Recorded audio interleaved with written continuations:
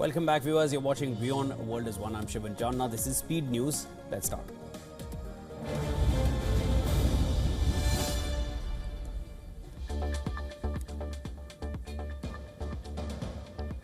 Hamas has reportedly informed the mediators that it will transfer 4 more bodies of deceased hostages to Israel. This is according to reports. The transfer would bring the number of hostages bodies returned by Hamas to 12, while another 16 would remain in the Strip.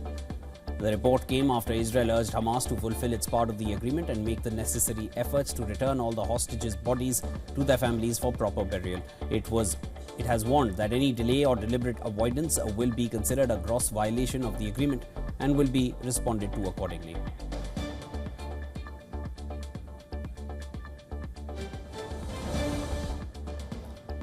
Donald Trump has issued a message to Hamas. In a post on Truth Social, Trump said Phase 2 begins right now. Among the key issues of the disarmament of Hamas, Trump said US will disarm Hamas if the Palestinian group refuses to do it themselves, adding that it could be done violently if needed.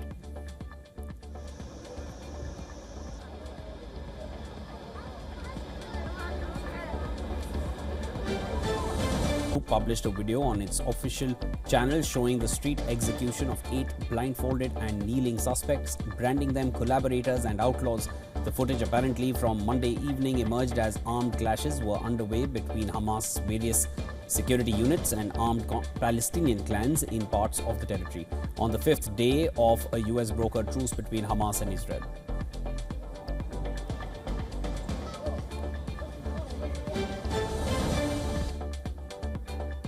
Donald Trump criticized his Russian counterpart Vladimir Putin for prolonging the war in Ukraine and showing what he called unwillingness to accept a ceasefire. Trump said that while Putin and he share a good relationship, he is disappointed with him for dragging on the war for 4 years and added that Putin must settle the war now. Trump's remarks came ahead of a key White House meeting with Ukrainian President Zelensky scheduled for Friday later this week.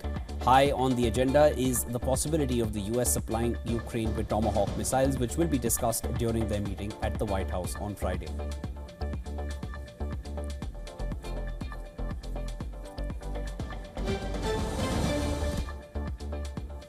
Trump has warned that he could withdraw the promised $20 billion financial lifeline to Argentina if his libertarian ally, President Javier Milei, loses the crucial legislative midterm elections later this month. The midterms are crucial for Javier Milei's agenda as they will determine if he can enact his free market cost-cutting reforms or face legislative gridlock.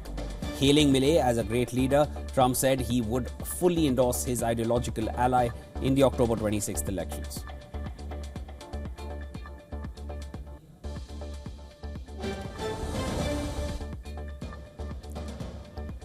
Trump posthumously awarded the Presidential Medal of Freedom, America's highest civilian honor, to late political activist Charlie Kirk. The ceremony was held on what would have been Kirk's 32nd birthday, just over a month after he was fatally shot while addressing a crowd at Utah Valley University. In his remarks, President Trump called Kirk a fearless warrior for liberty and a martyr who was assassinated for boldly speaking the truth.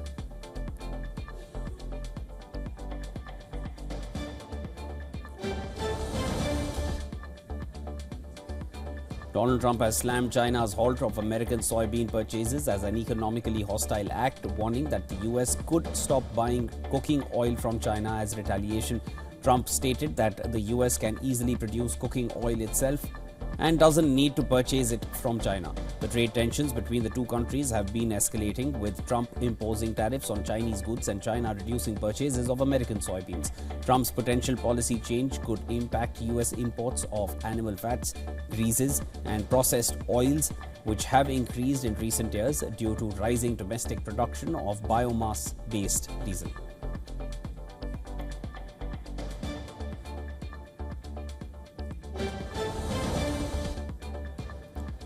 Florida Congresswoman Anna Paulina Luna has announced that the ambassador from Russia to the US has delivered a 350-page hard copy report about the Russian government's findings on who killed former President John F. Kennedy. The lawmaker, who chairs a task force on declassified secrets, announced that her team is moving quickly with the translation and review, with plans to make the entire file public online. The document, which Congress was denied access to in the 1990s, represents a potentially significant new source of information on the 1963 tragedy, particularly regarding assassin Lee Harvey Oswald's time in Russia.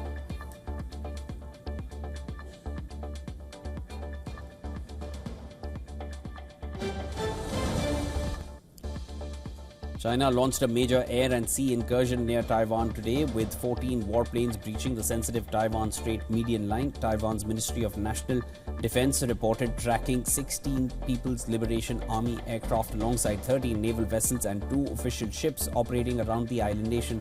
The incursions targeted 3 distinct areas of the ADIZ: northern, southwestern, and southeastern, highlighting the breadth of Beijing's latest pressure campaign.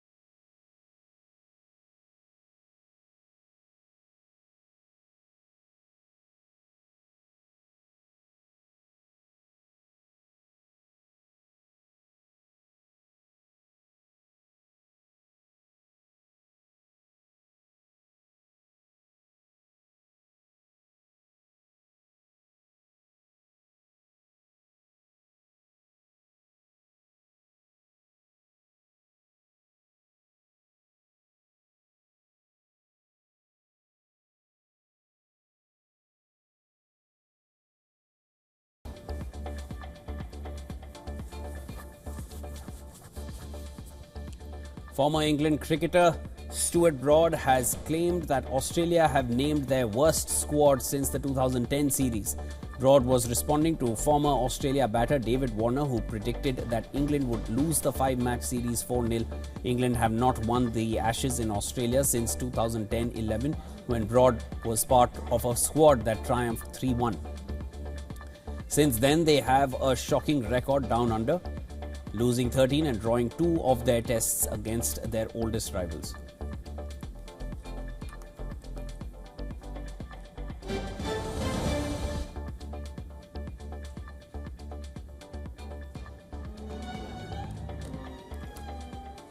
Golden Globe and SAG Award-winning actress Sandra Oh officially made her debut at the Metropolitan Opera. The actor, who is popular for her acclaimed work in TV and movies such as Grey's Anatomy, Killing Eve, will be playing a duchess on screen. Her performance is set to run till November 12th.